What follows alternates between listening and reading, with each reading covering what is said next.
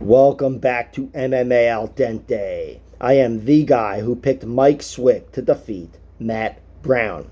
And I'm here to talk about Cameron Saaiman versus Terrence Mitchell.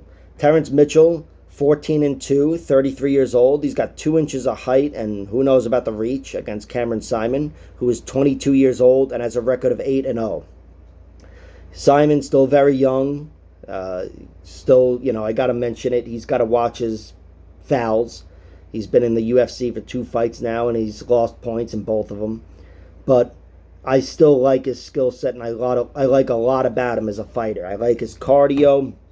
I like his striking and his grappling too. Even though he hasn't shown the most grappling, he's shown to be pretty sound defensively, and he doesn't panic at the very least.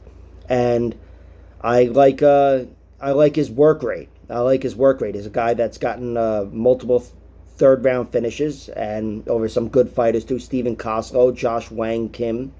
Those may not be the biggest names or whatever, and they may not ring a bell immediately, but there's still 2 guys that were in or hovering around the UFC.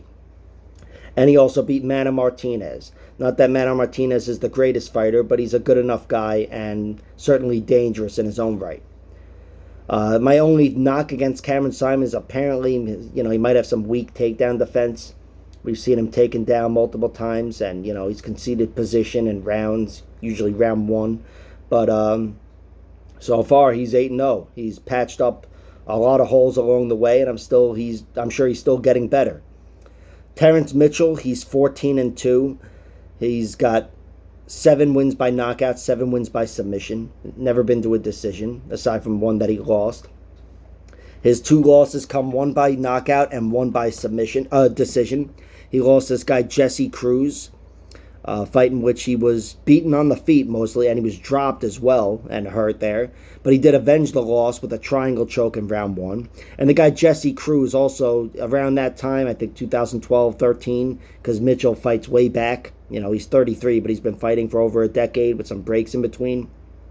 But the guy Jesse Cruz around that time had a really close split decision with Brandon Moreno. Really close point. He lost a point, I think. A really close fight. He lost a point due to an illegal kick. But it was close, to say the least. So that guy's not bad. But the knockout loss for Terrence Mitchell, this guy Eastlick slammed him and knocked him dead. I mean, the guy was twitching. It wasn't a good look at all.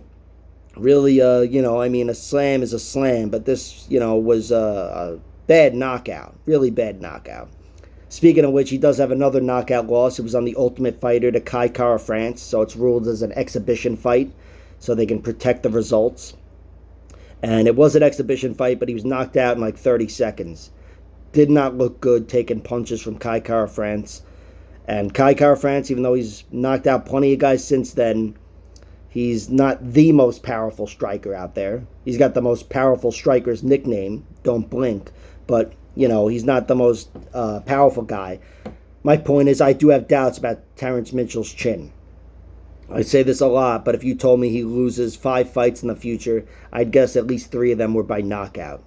And that's my pick for this fight here. I think Terrence Mitchell is a really good fighter. Probably, he's 7-7, knockouts and submissions. But over here, I think he can threaten Cameron Saaiman on the ground early, especially in round 1, when Simon's the weakest. And Terrence Mitchell, that's when he's the strongest. Of course, he has been fighting dog shit competition in Alaska his whole career. But nevertheless, he's got 12 first-round finishes, 2 second-round finishes, never won in round 3 or by decision. And the 2 second-round finishes are in like the first minute of round 2. So he's very much a first-round fighter. And I think with his height and reach and athleticism and overall skill set, he's got those long legs, and he's a good top-game grappler. We've seen him put away a lot of guys. Again, not the best competition, but he still showed a lot of skills in victory. I think he could have a strong round 1 against Cameron Saaiman. So I did throw a sprinkle on Terrence Mitchell by round 1, flat, knockout or submission at plus 900. Yeah, fucking sign me up for that, for a sprinkle. But really, my pick is Cameron Saaiman wins by knockout. I threw a few props on knockout round 2 and 1 and 2, plus 250, plus 500, and I've played the under was minus 135. Now it's at 165. Not too enticing, and that's for under 1.5 rounds.